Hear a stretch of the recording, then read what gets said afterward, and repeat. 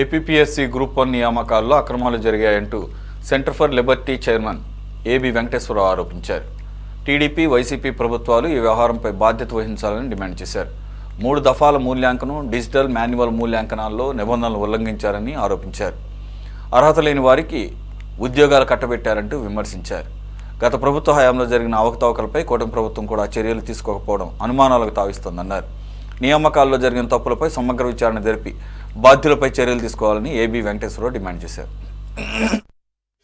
అంతకుముందు సుమారుగా బాగానే పనిచేసేది.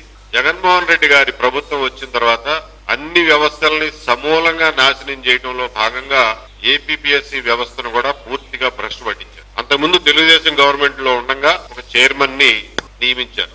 ఆయన టెన్యూర్ ఇంకా పూర్తి కాల, ఆయనకి ఇంకా 62 ఏళ్ళు రాలా.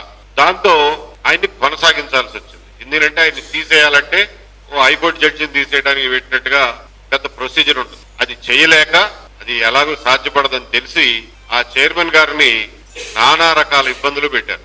సెలెక్ట్ అయిన క్యాండిడేట్లలో 6 క్యాండిడేట్లది ఇక్కడ ఉన్నటువంటి కుట్టేస్తారు కదా, స్టిచ్చింగ్ చేస్తారు కదా, ఆ స్టిచ్చింగ్ లో తేడాలు వచ్చినాయి. మిగిలిన అన్ని తెల్లటి దారంతో స్టిచ్ చేస్తే ఇది నల్లటి దారంతో స్టిచ్ అయింది. అది ఎట్లా అవుతుంది?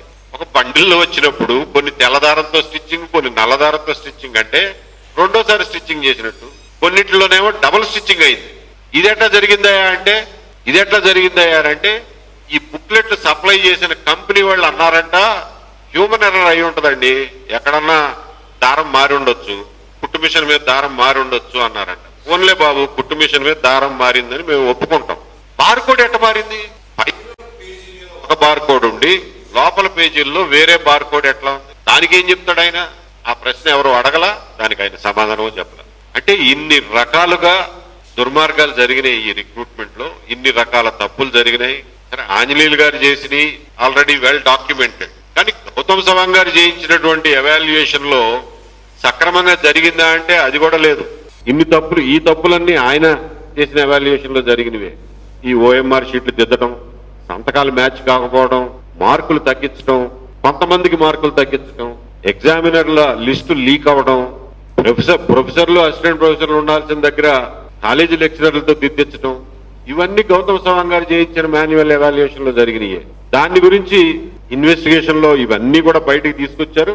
అయినా సరే ఆంజనేయులు గారిని అంటే ఆ కేసులో ఏదైతే ఆ డిఎస్పీ నేతృత్వంలో చేసినటువంటి సిట్ కేసులో ఆయన్ని ముద్దాయిగా చేర్చారు. కానీ గౌతమ్ సవాంగ్ గారిని ఇంతవరకు ఎవరు ముట్టుకోలే. ఆయన అసలు అడగను కూడా అడగల ఏం జరిగింది.